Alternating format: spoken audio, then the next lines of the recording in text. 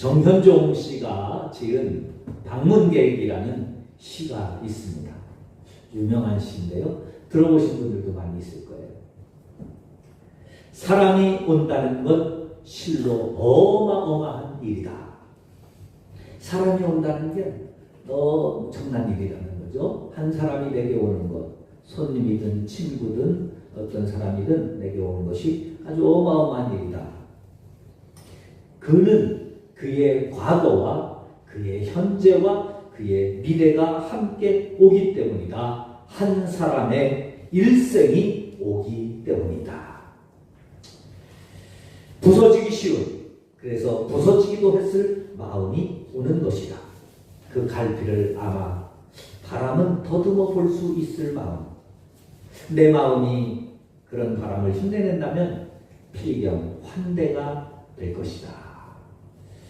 참 감동을 주는 시입니다. 한 사람이 온다는 것이 어마어마한 그의 과거도 그의 현재도 그의 미래도 살면서 살아왔던 그 아픈 상처도 또 가졌던 기쁨도 감동도 다 가지고 온다는 거예요. 그래서 그 사람의 마음을 보듬어 줄 수 있는 그런 마음을 갖고 살면 어떤 사람이든지 환대받을 수 있는 사람이 된다는 것이죠. 오늘 본문에 하나님께서 한 사람을 보내십니다. 세례 요한, 그를 보내시는 거예요. 세상에 보내시는 겁니다. 근데 여러분, 정현종 시인이 고백한 것처럼 그가 그냥 오는 것이냐, 그냥 한 사람 달랑 그가 가볍게 오는 것이냐, 그게 아니라는 거죠. 하나님께서 세례 요한을 우리에게 보내실 때에는 그냥 보내시는 것이 아니라 그 사람의 과거와 현재와 미래를 그렇게 보내시는 것이 아니라 그에게는 하나님의 복음, 하나님의 말씀, 하나님의 영생, 하나님의 구원, 하나님의 축복을 담아서 보내시는 줄로 믿습니다. 지난주에 말씀드렸죠. 마가가 첫 구절을 이렇게 시작했습니다. 하나님의 아들 예수 그리스도의 복음의 시작이라. 이 원어로 말씀드리면 시작됩니다. 복음이 시작되었습니다. 당신에게 복음이 시작되었습니다. 그 복음은 하나님의 아들을 통하여 주시는 복음이고 예수님을 통하여 주시는 복음이고 그리스도를 통하여 주시는 복음입니다. 이렇게 선포하고 나서 여러분, 우리 같으면 어떻게 하겠어요? 여러분, 이 복음을 받으면 이런 복을 받습니다. 이런 복음을 받기 위해서는 이렇게 해야 됩니다. 그러므로 우리는 이런 복을 받아들이시기를 바랍니다. 그 복음을 가진 예수님이 오셔서 우리에게 이렇게 기적을 행하십니다. 이렇게 기록할 것 아니겠어요? 근데 마가도 그렇게 기록하거든요. 그래서 지난주에 말씀드린 것처럼 마가는 하나님의 아들 예수 그리스도의 복음의 시작입니다. 그러면서 예수님에 대해서 소개도 안 하고 예수님이 하시는 기적들을 1장부터 베푸시는데 그 기적을 베푸시기 전에 하나님께서 세례 요한을 보내신 이 이야기를 담고 있습니다. 무엇을 말하시겠어요? 하나님은 지금 이 복음을, 이를 예수님의 복음을 담아서 세례 요한에게 먼저 보내면서 예수님의 그 복음을 준비하게 하도록 우리에게 보내신다는 거예요. 세례 요한이 그냥 보내시는 것이 아닙니다. 하나님께서 예수 그리스도를 통하여 주실 그 복음을 우리가 다 받아들일 수 있도록 하나도 빠짐없이 한 개라도 놓침이 없도록 그 주님 하나님이 주시는 그 복음의 축복을 다 받아들일 수 있도록 준비하도록 세례 요한을 보내시는 거예요. 할렐루야. 그래서 오늘 이 짧은 구절에 하나님께서 이 세례 요한을 보내신다는 말씀을 하시면서 2절에서도 그가 내 길을 준비하리라. 또 3절에 너희는 주의 길을 준비하라 하는 이 준비하라는 말을 두 번씩이나 반복합니다. 준비하기 위해서, 복음을 맞을 준비하기 위해서, 복음을 통해서 받을 복을 준비하기 위해서, 복음의 축복을 받아 누리기 위해서는 세례 요한이 우리에게 필요하다는 거예요. 그래서 그 세례 요한을 우리에게 보내셨다는 겁니다. 여러분, 이 세례 요한이 어떤 사람이에요? 말라기 선지자 이후에, 구약성경 말라기 선지자 이후에 세례 요한이 오기까지 400년 동안 이스라엘에게는 예언이 그쳤어요. 선지자가 나타나지 않았어요. 무슨 말이에요? 하나님의 응답이 없었다 그 말이에요. 400년 동안 성도들이 기도하는데 성도들이 하나님 앞에 나오는데 하나님이 말씀하시지 않았어요. 침묵하셨어요. 이 400년 동안. 마치 이스라엘 백성들이 요셉이 애굽에 가서 400년 동안 종 노릇을 하는 것처럼 이 구약과 말라기와 신약 이 세례 요한까지 400년 동안 하나님은 침묵하신 거예요. 말씀하시지 않는 거예요. 여러분 400년 동안 하나님이 말씀하시지도 않고 나타나시지도 않고 응답하시지도 않았으면 그 하나님은 이스라엘 백성들에게 어떤 존재겠어요? 살아계신 하나님입니까? 능력 있는 분이고 전능하신 하나님이 되시겠어요? 이스라엘 백성들에게 400년 동안 응답이 없었으면 하나님은 전설 속에나 계시는 하나님이에요. 옛날 옛적에 호랑이 담배 피던 시절에도 그런 말씀, 그런 뜻이지. 그러지 않겠어요? 하나님의 말씀을 누가 얘기하면 옛날에 우리 조상 몇 대 손 때 하나님은 그렇게 하셨대. 하나님 그렇게 하셨대. 그래 그런 일이 있었구나. 그런데 지금 나는요, 내 삶에는요, 하나님 무슨 의미가 있어요? 무슨 소용이 있어요? 아무런 의미도 소용이 없는 거예요. 여러분들이 왜 하나님을 믿으셔야 됩니까? 왜 교회 다니는 사람들은 왜 자꾸 다른 종교를 가진 사람들에게 왜 자꾸 하나님을 믿으라고, 예수 그리스도를 믿어야 천국 간다고 왜 그렇게 강조합니까? 다른 종교 믿는 사람들도요, 자기들 종교 믿으면서 잘 살아요. 그런데 왜 자꾸 그들에게 귀찮게, 그들이 싫다고 하는데, 그들이 짜증을 내는데 왜 가서 그들에게 복음을 전합니까, 우리가? 왜 그러는 거예요? 이유는 하나예요. 여러분, 석가모니가 위대한 분이기는 하지만 이미 기원전 4,000년 전에 오셨다가 돌아가신 분이에요. 그분이 4,000년 전에 훌륭한 말씀도 많이 하셨지만 오늘 이 시대를 살아가는 여러분들의 삶에는 전혀 도움을 못 주는 거예요. 정신적인 수양은 줄 수 있겠죠. 말씀을 통하여 교훈을 받을 수 있겠죠. 그러나 도움을 못 줘요. 그러나 여러분, 하나님은요, 우리가 믿는 하나님은 2000년 전에 오셨다가 십자가에 죽으심으로 끝나신 분이 아니라 다시 살아서 지금도 살아계신 분이고, 지금도 일하시는 분이고, 지금도 우리와 함께 하시는 분이고, 지금도 우리의 손을 잡아주시는 분이신 줄로 믿습니다. 그래서 그 살아계신 하나님을 믿으라고 하는 거예요. 그런데 이스라엘 백성들은 400년 동안 하나님의 음성이 없었다니까요. 400년 동안 하나님을 믿기는 믿는데 하나님이 움직임이 하나도 눈에 안 보이는 거예요. 그런 하나님을 어떻게 믿고 있겠어요? 그냥 죽은 믿음으로 그냥 교회만 다니는 거예요. 그러니까 교회 다녀도 지성질대로 다 살아요. 죄송합니다. 표현이 좀 거칠어요. 자기 성질대로. 자기 성질나면 하나님도 없어요. 끝까지 교회 안 가면 되지. 다른 교회 가지. 여러분들 신앙에는 살아계신 하나님 계시나요? 혹시 성경 속에만 계시는 하나님 믿지는 않나요?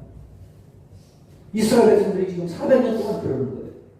그런데 400년 만에 하나님이 전설 속의 하나님이 아니라, 성경 속의 하나님이 아니라 살아계신 하나님이라고 하는 그 하나님의 말씀을 400년 만에 들은 첫 번째 사람이 세례 요한입니다. 그 세례 요한을 지금 하나님이 보내시는 거예요. 무슨 말씀이겠어요? 세례 요한 속에 살아계신 하나님을 담아서 보내시는 거예요. 할렐루야. 여러분, 오늘 여러분들이 나와서 이 예배를 통하여 하나님 앞에 예배를 드림으로 말미암아 여러분들이 예배를 통하여 무엇을 얻으시나요? 무엇을 얻으시나요? 하나님이요, 오늘 저를 통해서 여러분들에게 들려주시는 하나님의 음성을 듣는 은혜가 있기를 바랍니다. 그것이 바로 살아있는 믿음인 거예요. 그 하나님의 음성이 들리지 않으면 우리는 지금도 여전히 이스라엘 백성들이 400년 동안 하나님의 음성이 없었듯이 하나님의 말씀도 없이 하나님도 없이 하나님의 생명도 없고 하나님의 구원도 없이 우리는 그냥 교회만 다니는 사람이 되는 거예요. 그런데 하나님은 지금 그 세례 요한을 보내셔서 너희들의 믿음이 헛된 믿음이 아니다. 너희들의 믿음이 그냥 교회만 왔다 갔다 하는 것이 아니라 너희들의 믿음은 나와 사랑으로 맺어진 사랑의 관계임을 보여주기 위해서 세례 요한을 보내주신 줄로 믿습니다. 그 세례 요한을 보내주시면서 복음의 길을 열도록 율법으로 그 습성으로 가득했던 유대인들의 마음속에 이제는 율법이 아니라 이전 것은 지나갔으니 보라 새 것이 되었도다 하는 것처럼 이제는 새로운 시대 새로운 복음을 너희들의 마음속에 담고 예수 그리스도를 믿어야 하는 그 길을 열기 위해서 세례 요한을 보내주신 거예요. 아멘.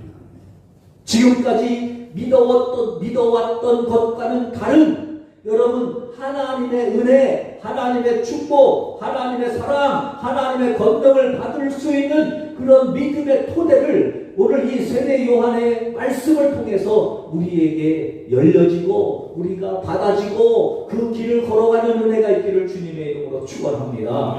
그 복음이 시작되기를 축원합니다. 세례 요한을 통해서는 바로 그거예요. 그래서 세례 요한은 주님의 길을 준비하는 사람으로 보내신 거예요. 말씀을 받기. 아까 말씀드린 것처럼 나가는 예수님의 복음의 시작입니다 하면서 그가 첫 번째로 기록한 것은 이사야 40장 3절입니다.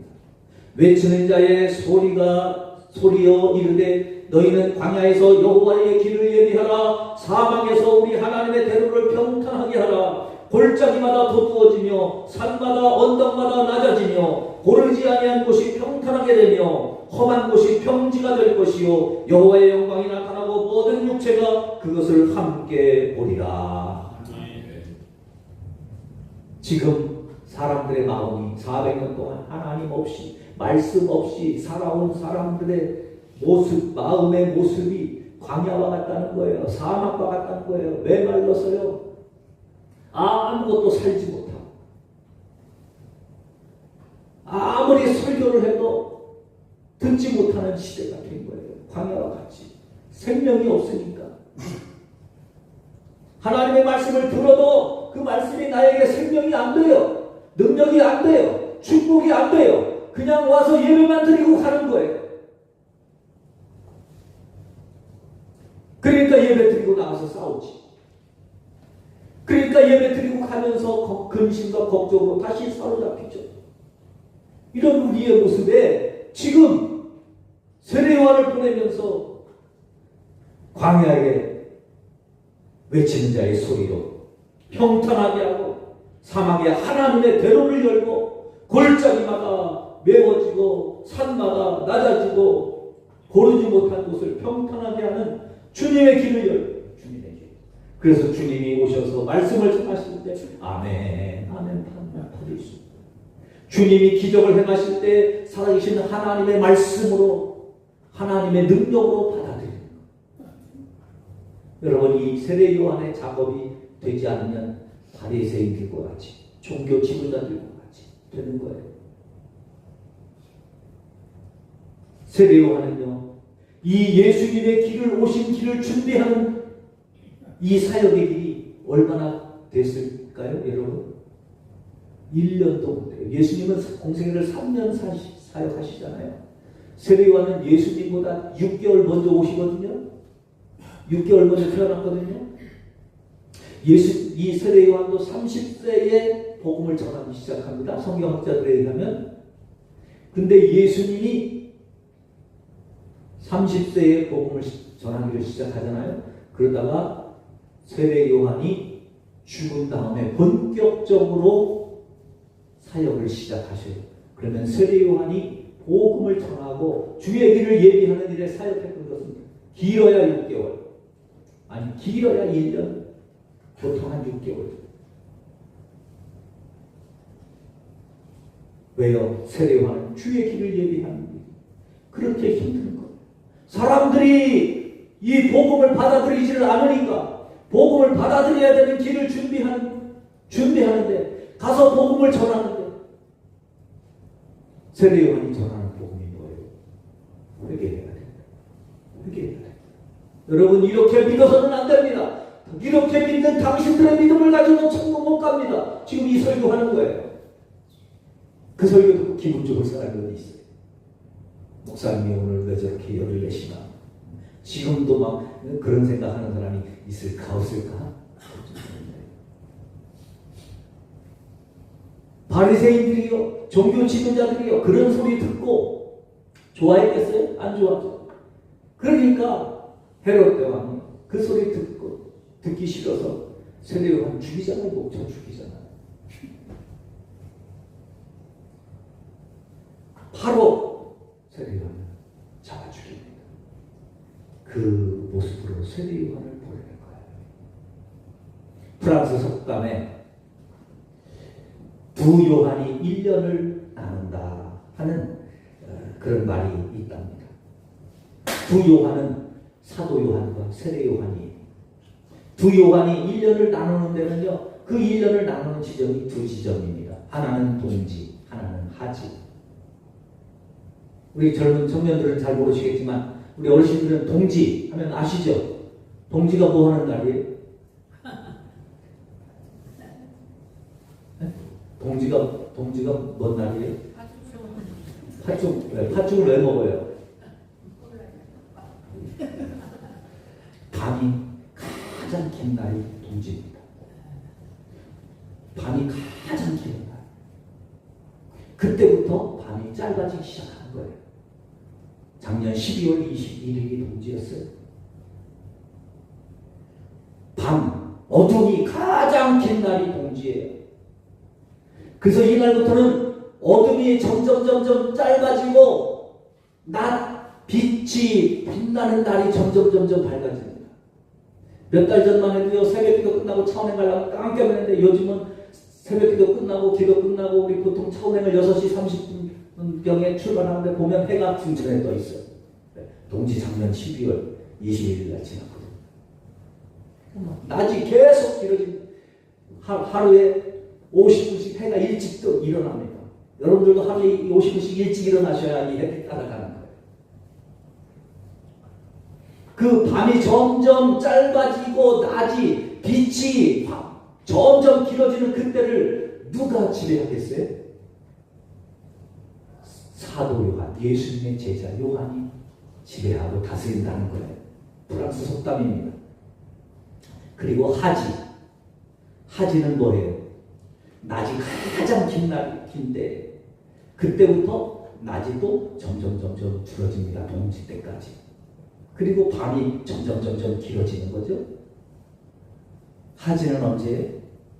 그저께 6월 21일이 하지였어요. 이제 낮이 짧아지는 거예요. 해가 조금씩 일찍 지기 시작해요. 어제보다 오늘이 낮이 더 짧아집니다. 여러분 부지런하셔야 돼요. 그 빛이 점점 줄어들고 어둠이 길어지는 그때를 누가 지배하고 관리하는 성인이냐? 세례요한이라는 거예요. 왜? 세례요한이 예수님의 길을 준비하기 위해서 와서 세례요한이 한 유명한 말이 있죠. 그는 흥하여야 하겠고 나는 세상의 빛이라 말씀하신 예수님은 빛은 흥하셔야 되고 나는 쇠하여야 하리라. 어둠인 나는 쇠하여야 하리라. 예수님의 세대는 많아져야 되고 넓어져야 되고 길어져야 되고 강해야 되고, 그러나 내 세계, 어둠의 세계는 점점 줄어야 된다. 약해져야 된다. 그래서 하지를 지배하는 신이 세례요한이라는 거예요. 참 신앙적이죠. 프랑스. 세례요한의 삶은 그런 거예요. 그래서 빛은 흥하지만, 세례요한이 가는 곳에 빛은 흥하지만 어둠은 점점 쇠해집니다.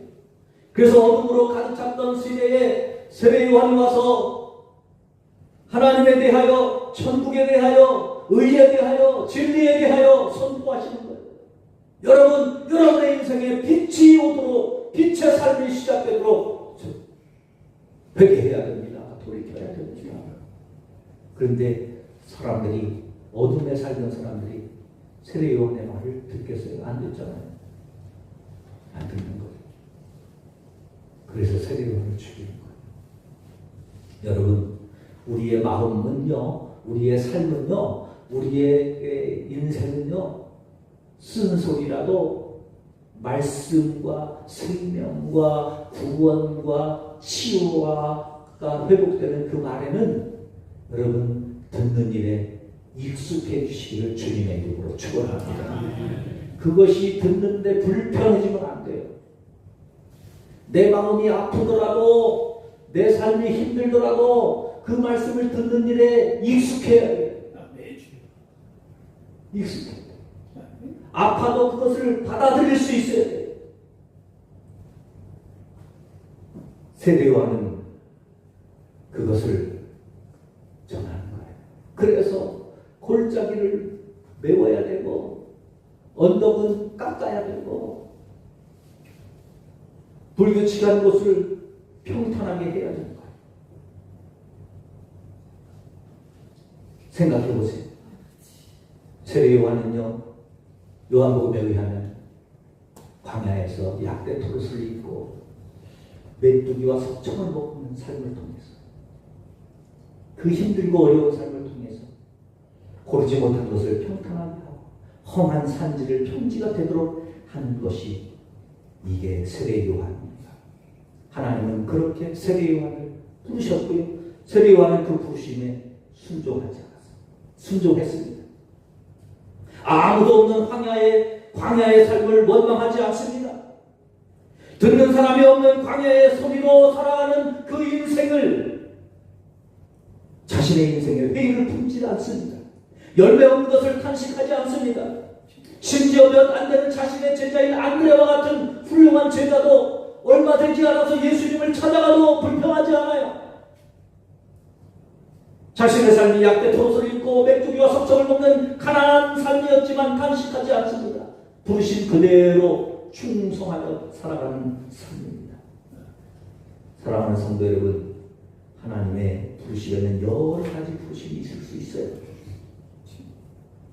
부르심을 받은 그대로 준비하는 사람은 그곳에서 충성할 때, 비록 나를 부르신 부르심이 5달란트의 부르심이 아닐 수도 있어요. 2달란트의 부르심이 아닐 수도 있어요. 10골 다스리는 권세가 아니고 5골 다스리는 권세도 아니고 겨우 1골 다스리고 겨우 1달란트에 받은 모습일 수도 있습니다. 실제로 세례 요한의 삶은 참으로 고달팠어요. 아까 말씀드린 것처럼 얼마 못 가서 1년도 못 가서 헤롯 안티파스 왕에게 죽임을 당합니다. 예수님은 3년이라도 사역을 하셨지요. 세례 요한은 1년도 채 되지 않는 사역을 하다가 마쳤습니다. 그렇다고 세례 요한을 누가 크게 알아주나요? 성경에서조차 광야에서 외치는 소리라고 그렇게 말합니다. 여러분, 광야에서 소리가 뭐예요? 듣고 끝나는 거예요. 그 순간에 듣지 못하면 소리는 끝나는 겁니다. 누구 하나 그 소리를 간직하지 않습니다. 흘려 떠나보냅니다. 그냥 떠나가는 인생이요, 스쳐 지나가는 인생입니다. 그러나 세례 요한은 자신의 삶에 충성했어요. 하나님이 나를 이렇게 부르셨음을 감사하면서 그 삶에 순종했습니다. 그의 삶, 광야에 외치는 소리로 끝날 것 같은 그 요한의 삶, 그러나 하나님은요, 그의 삶을 그렇게 끝나지 않게 하시고 예수님은 여자가 낳은 사람 중에 세례 요한이 가장 큰 사람이라고 인정해 주셨습니다. 세례 요한은요, 또 굳은 일에 쓰임받는 사람입니다. 오늘 본문 4절부터 6절 보세요. 광야에 이르러 죄사함을 받게 하는 회개의 세례를 전파하며 온 유대 지방과 예루살렘이 다 나와 자기 죄를 자복하고 요단강에서 그에게 세례를 받고 요한은 낙타 토롯을 입고 허리에 가죽비를 띠고 메뚜기와 석청을 먹었더라. 하나님이 세례 요한을 부르실 때 그 세례 요한이 하나님이 나를 부르신다. 오늘 이 시대에 하나님이 나를 부르신다. 아무도 듣지 못하는 하나님의 음성을 들을 수 있는 영의 길을 나에게 열어주셨고 나를 오늘 이 시대에 쓰시는구나. 얼마나 기대가 있겠어요. 그런데 하나님이 그를 보내시는 곳은 광야였습니다. 아무도 없는 광야, 심지어 식물조차 살 수 없는 광야, 아무것도 없는 그 광야로 가라는 거예요.